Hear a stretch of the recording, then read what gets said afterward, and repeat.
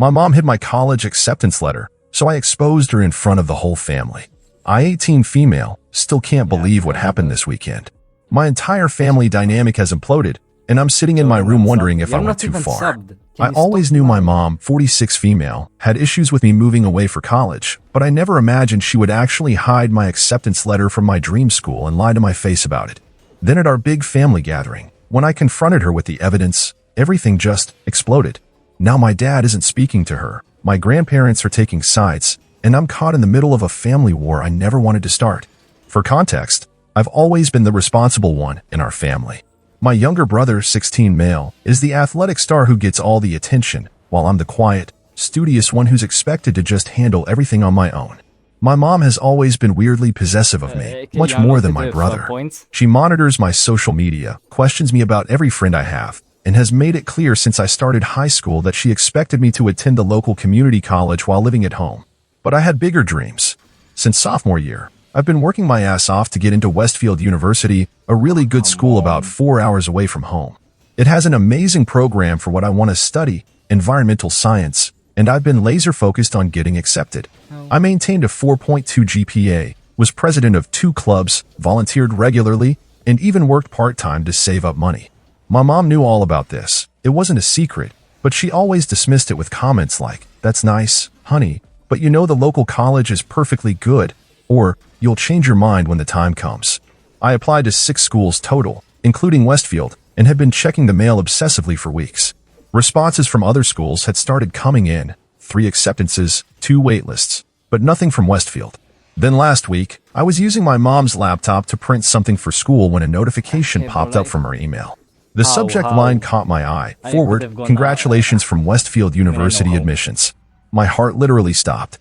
I clicked on it before I could even think, and there it was, a forwarded email from Westfield, dated 3 weeks ago, confirming they had sent my acceptance package and asking for my enrollment confirmation by the end of the month, which was just 1 week away. I was shaking as I read it. My mom had not only intercepted my letter, but had forwarded the email to herself and deleted it from our home email account that I regularly check. I scrolled through her email and found an entire folder labeled Westfield, with multiple emails from them, all forwarded from our family account. I wanted to confront her immediately, but something stopped me. The calculated nature of what she'd done scared me. This wasn't a momentary lapse in judgment. This was premeditated sabotage of my future. So instead, I took screenshots of everything, sent them to myself, and then closed her email as if I'd never seen it. That night at dinner, I casually mentioned still hoping to hear from Westfield. She looked me straight in the eyes and said, "I'm sure they'll let you know soon, honey, but don't get your hopes up. It's a very competitive school." The ease with which she lied to my face made my stomach turn. I spent the next 2 days in a fog, trying to figure out what to do. Should I confront her privately? Tell my dad? Report it to Westfield somehow? I felt like I was going crazy. This was my future she was messing with. The deadline to confirm enrollment was rushing at me, and my acceptance package was God knows where. I couldn't sleep, couldn't focus on schoolwork, couldn't even eat properly. Every time my mom asked if I was feeling okay, it took everything in me not to scream the truth at her. How could she do this to me? Did she really think I would never find out? Or was her plan to wait until after the enrollment deadline had passed, then discover the letter and act devastated that it was too late? The more I thought about it, the more betrayed I felt. I've always trusted my mom, even when I disagreed with her. We've had our fights and differences of opinion, but I never thought she would deliberately sabotage something this important to me. This wasn't just controlling behavior. This was a complete disregard for my autonomy as a person, for all the hard work I'd put in over the years. Then I remembered our upcoming family barbecue at my grandparents' house that weekend. Everyone would be there, my dad's parents, my mom's sister and her family, my dad's brother and his kids. All people who had supported my college dreams over the years.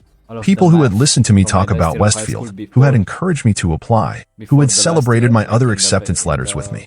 And suddenly, I knew what I had to do. At the barbecue, our family was spread across my grandparents' backyard. Aunts, uncles, and cousins mingled around the grill while my grandfather told his famous fishing stories for the 100th time. Under normal circumstances, I would have loved this gathering, the familiar chaos, the overlapping conversations, the sense of belonging. But today, my stomach was in knots. I'd barely slept the night before, rehearsing what I would say, imagining every possible outcome. My phone felt heavy in my pocket, the screenshots of my mom's betrayal like a ticking bomb waiting to explode our family's peace. Part of me still hesitated. Was I really going to do this? In front of everyone? But then I'd remember the casual way she'd lied to my face, how she was willing to derail my future without a second thought, and my resolve would harden again. The conversation naturally turned to college plans as we sat down to eat. My cousin had just committed to State University, and everyone was congratulating him. My uncle turned to me with a smile. How about you, kiddo? Any news from that fancy school you've been talking about? Before I could answer, my mom jumped in, putting her arm around me. We're still waiting to hear from Westfield, but we're not counting on it. The local college has a lovely environmental studies certificate. The way she said, "We're still waiting," made something in me snap. This collective, she used, as if we were partners in this process rather than her actively sabotaging me. I pulled out my phone, opened the screenshots, and handed it to my dad who was standing nearby. Actually, I got accepted to Westfield 3 weeks ago, but Mom hid the acceptance letter and deleted the emails from our family account. The silence that fell over our backyard was deafening. My dad's face went from confusion to shock to something I've never seen before, a cold, controlled fury. My mom's grip on my shoulder suddenly went slack. What is she talking about? My dad asked my mom, his voice terrifyingly quiet. My mom's face went white. I was going to tell her. I just wanted to make sure she was making the right choice, that's all. My grandfather, who had been standing nearby, took my phone and looked at the screenshots. These are dated from last month. Lisa, he said, using my mom's name instead of the affectionate sweetheart he usually calls her. You can't be serious, my aunt said, looking at the phone over my grandfather's shoulder. You hid her college acceptance letter? My mom's eyes darted around at the circle of shocked faces. You all don't understand, she said, her voice rising defensively. Westfield is so far away, and she's too young to be living on her own. I was protecting her. By lying to her, my dad's voice was still quiet, but there was an edge to it now that made everyone flinch. By hiding communications from a university? Do you realize what you've done? The deadline for enrollment is next week. My mom burst into tears, but they didn't move me the way they usually would. I just wanted more time. I was going to show her the letter. I just needed her to consider her options carefully. Options. I found my voice again. You've been pushing the local college for years. You never wanted me to have options. What followed was chaos. My mom fled inside the house, sobbing. My dad followed, his voice raised now. My brother stood frozen, looking lost. My aunts and uncles exchanged uncomfortable glances, while my cousins pretended to be fascinated by their phones. My aunt pulled me aside, her arm around my shoulders. Are you okay? She asked quietly. I wasn't sure how to answer. Relief at finally exposing the truth warred with the shock of the family explosion I just triggered. I don't know, I admit it. I didn't know what else to do. The enrollment deadline is next week, and she wasn't going to tell me. My dad emerged from the house, his face set in grim lines. Where's the acceptance package? He demanded, loud enough for my mom to hear from wherever she was hiding. A long pause. Then my mom's voice, small and defeated, in my closet, behind my winter sweaters. The party effectively ended after that. My mom's sister took her home, while my dad, brother, and I stayed behind to apologize to my grandparents for the drama. My grandmother hugged me tightly. You did what you had to do, she whispered in my ear. Don't you dare feel guilty about this. But I did feel guilty, not about exposing the truth, but about the public way I'd done it. As angry as I was, seeing my mom's humiliation didn't bring the satisfaction I'd expected. Just a hollow feeling and the certainty that our relationship would never be the same. Update 1, 2 days later. The first 48 hours after the barbecue were like living in a pressure cooker. Dad drove us home in complete silence, knuckles white on the steering wheel. Mom was already there when we arrived, eyes red and puffy, sitting small and defeated at the kitchen table. She tried to reach for my hand as I walked past, but I couldn't bring myself to take it. We'll deal with this tomorrow, Dad said in a clipped voice that left no room for argument. Everyone get some sleep. Sleep. Right. As if any of us could sleep after what had happened. That night, I lay awake staring at my ceiling, replaying the confrontation on an endless loop. The shock on everyone's faces. My mom's desperate tears. My dad's controlled fury. Had I gone nuclear when a private conversation might have worked? But then I'd remember how easily she lied to my face about the letter, and doubt would give way to righteous anger again. Round and round my thoughts went, until dawn filtered through my blinds. The next morning, Dad was up early, making calls from his home office. Mom moved through the house like a ghost, not quite meeting anyone's eyes. My brother retreated to his room, headphones firmly in place, clearly wanting no part of the family drama. The silence between us all was suffocating. Around noon, Dad knocked on my door. Get dressed, he said. We're going to get your acceptance package. The drive to the house was tense. Dad attempted small talk about the weather, about an upcoming movie release, transparently trying to normalize an abnormal situation. I answered in monosyllables, stomach churning with anticipation and dread. Mom was waiting for us in the living room, the Westfield package clutched against her chest like a shield. When she handed it to me, her fingers lingered on the envelope a moment too long, as if she still couldn't quite let go. "The enrollment form is still inside," she said softly. I didn't fill anything out or change anything. I took the package and checked. Everything was there, untouched. The validation of my achievement, the welcoming letters, the housing forms, the course registration information. All the excitement I should have felt weeks ago rushed through me, but it was tainted now by everything that had happened. Dad helped me fill everything out right there at the kitchen table, his reading glasses perched on the end of his nose as he double-checked every detail. Mom hovered in the doorway, watching silently. When we finished, Dad grabbed his keys again. "I'm taking this to FedEx myself. It'll be there tomorrow morning with a note explaining the situation." After he left, Mom approached me cautiously. "I know you must hate me right now," she began. "I don't hate you," I said, and it was true. What I felt was more complicated than hate. Disappointment, betrayal, confusion. "I just don't understand how you could do this. I was so scared of losing you," she whispered. "You've always been my rock, more than your brother, more than anyone. The thought of you so far away, starting a life without me." She trailed off, wiping at her eyes. "It's not an excuse. I know that now. I panicked. I wanted to comfort her. The instinct to ease her pain was so deeply ingrained, but I held back. This wasn't my burden to carry.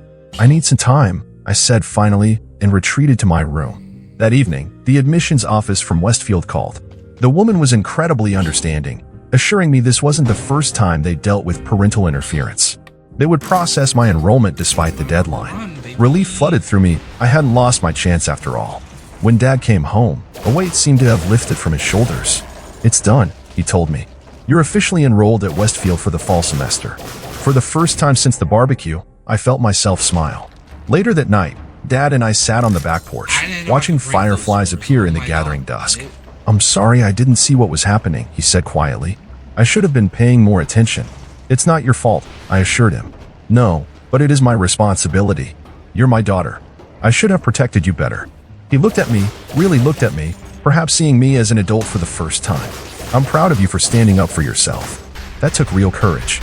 That simple validation broke something open in me, and suddenly I was crying for everything that had happened, for the mother I thought I knew, for the family that would never be quite the same. Dad put his arm around me and let me cry it out. "We'll get through this," he promised. "All of us. It'll just take time." I wanted to believe him. But as I finally drifted off to sleep that night, I wondered if some broken things can never truly be fixed. Update 2 weeks later. 2 weeks after the barbecue incident, my mom knocked on my bedroom door. This in itself was remarkable. Before, she would have just walked in. The small gesture of respect for my privacy reflected the seismic shift in our family dynamics. "Can we talk?" she asked, hovering in the doorway. She looked different, somehow smaller, less certain, but also more present than she'd been in the emotional chaos of the past weeks. I nodded, putting aside the Westfield course catalog I'd been browsing. She sat gingerly on the edge of my bed, hands clasped tightly in her lap. "I'm seeing a therapist," she said without preamble. "Your father and I had a long conversation, and we both agreed it's necessary." This surprised me. My mom had always dismissed therapy as paying strangers to listen to your problems, whenever the subject came up at family gatherings. Her sister had suggested it years ago during a rough patch, and Mom had brushed it off completely. "That's good," I said carefully. "Dr. Winters says I have attachment issues," she continued, the clinical term sounding strange in her mouth. "She says my fear of abandonment is making me try to control the people I love."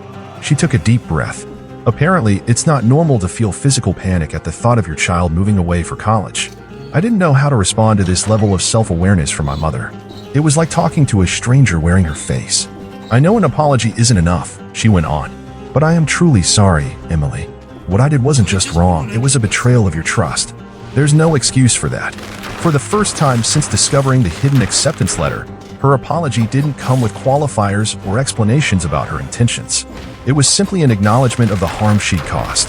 She reached into her pocket and pulled out an envelope. "This is for you." Inside was a check, a substantial one, with Westfield University fall semester written on the memo line. "Mom, I owe." "Please," she cut me off gently. "Let me do this. I know money doesn't fix what happened, but I want to support your dreams, even if they take you away from me." That's what real love should do, right?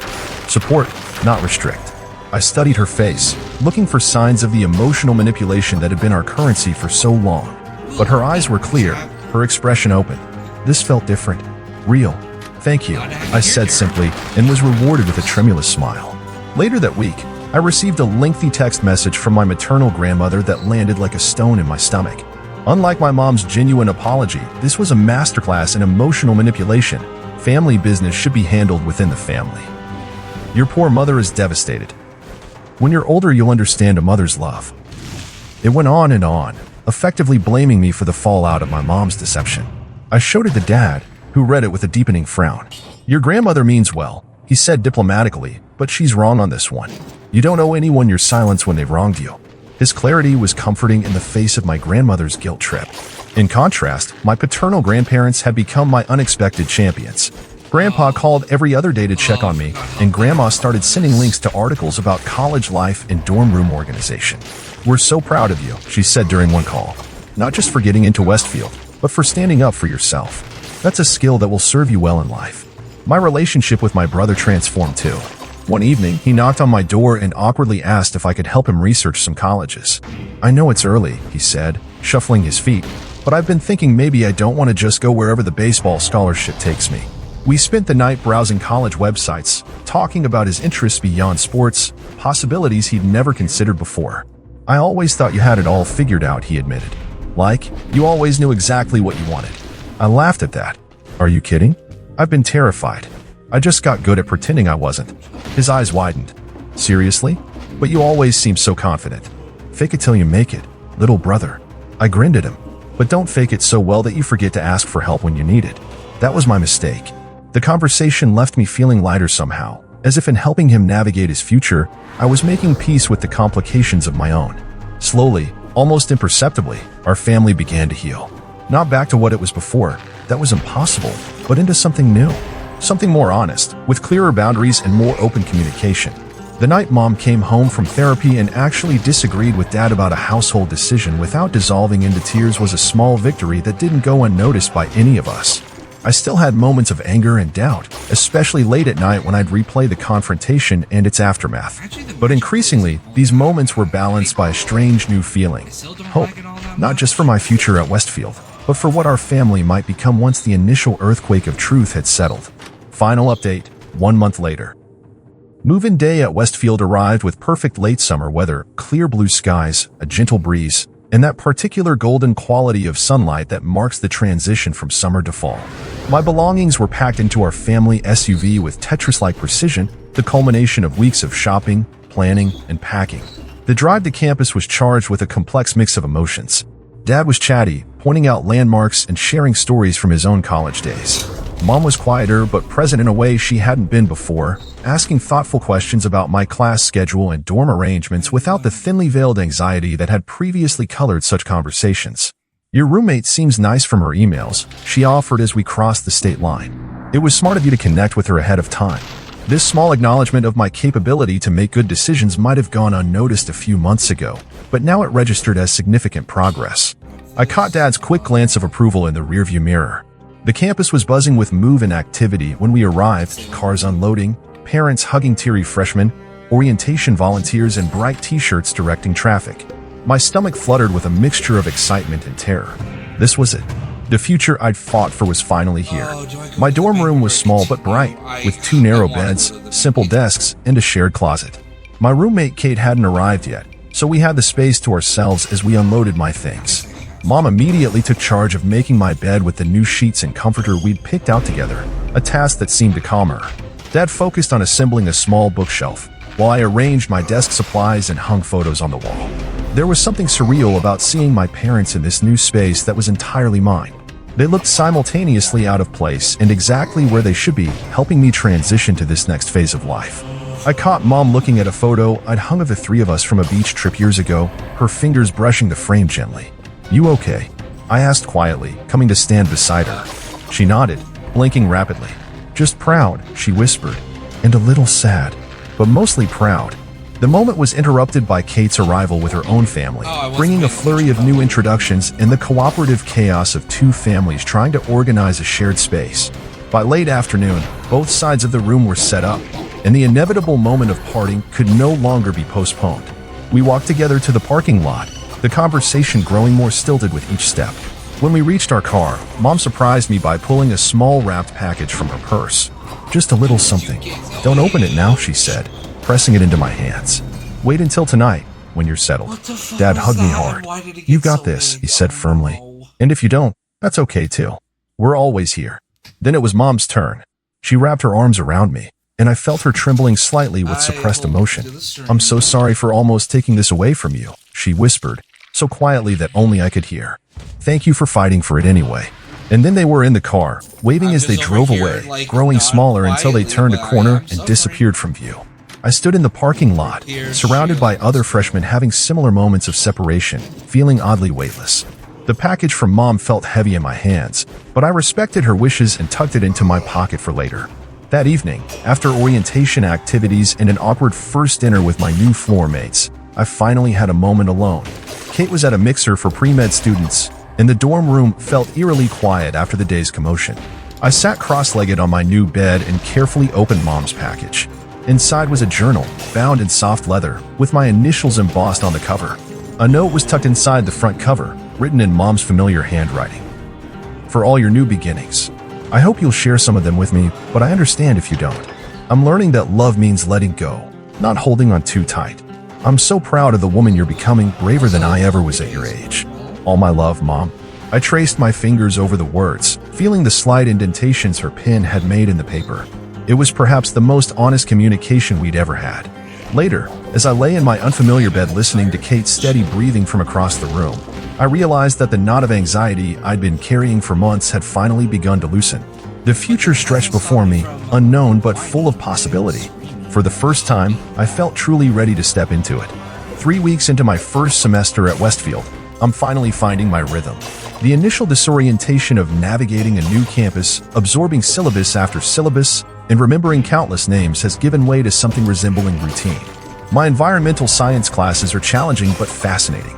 Kate and I have settled into a comfortable roommate relationship, not best friends, but respectful allies in the strange new world of college life. I've even joined the campus environmental action group and started volunteering at the university's greenhouse. Tonight, sitting at my desk while Kate is at a study group, I find myself reflecting on everything that's happened in the past few months. The fairy lights strung above my bed cast a warm glow over the room, creating a bubble of calm that invites introspection. The journal Mom gave me lies open before me, half-filled already with observations, anxieties, small victories, and lingering questions. Chief among those questions, did I do the right thing? Was publicly exposing my mom's deception at the family barbecue the right course of action? Sometimes I still wake up at night, replaying the shock and hurt on her face when everyone realized what she'd done.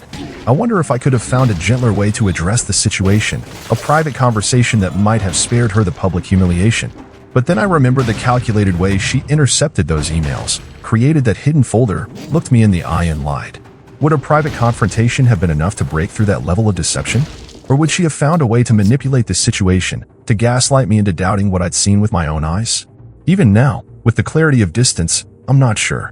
What I do know is that the painful explosion that followed created space for real change in our family. Mom's therapy seems to be genuinely helping her. Our phone calls, while sometimes still awkward, have a new honesty to them that was missing before. She asks about my classes and actually listens to my answers instead of immediately steering the conversation toward reasons I should come home for the weekend.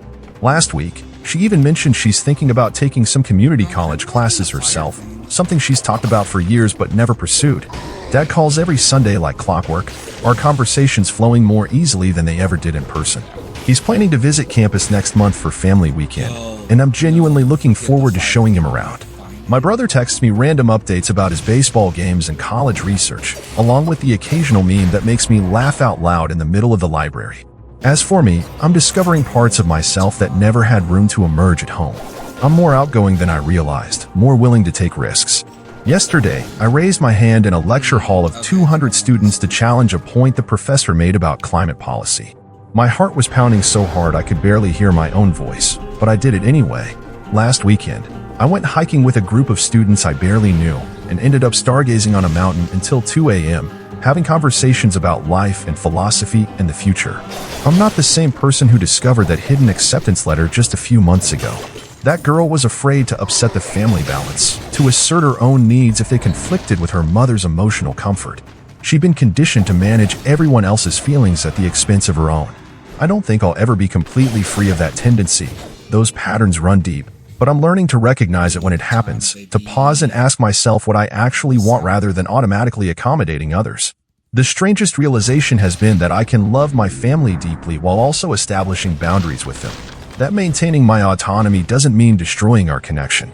That healthy relationships can bend and adapt to change without breaking.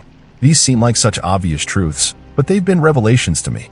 Mom's note comes back to me often. I'm learning that love means letting go, not holding on too tight. Maybe that's the lesson for both of us, that real love creates space for growth rather than trying to contain and control. That the strongest connections are the ones that can stretch across distance, across disagreement, across change. I don't have all the answers yet. Some days I still feel like I'm playing at being an adult, waiting for someone to notice I don't know what I'm doing. I still get homesick sometimes, missing the familiar rhythms of my old life even as I embrace the excitement of the new. I still worry about Mom, about whether she's truly healing or just finding more subtle ways to manage her anxiety. But for the first time, I feel like I'm authoring my own story rather than playing a prescribed role in someone else's. The future stretches before me, uncertain but full of possibility. And whatever happens next, I know I have the strength to face it, because I already have. Was exposing my mom in front of the whole family the right thing to do? I'm still not sure. But it was my choice, made in a moment of desperate clarity, and I'm making peace with both the intention behind it and the consequences that followed. Some battles need to be fought in the open, even when they leave scars. Some truths need to be spoken aloud, even when the speaking hurts. And sometimes, the most loving thing we can do for each other is to shatter the comfortable illusions that keep us small.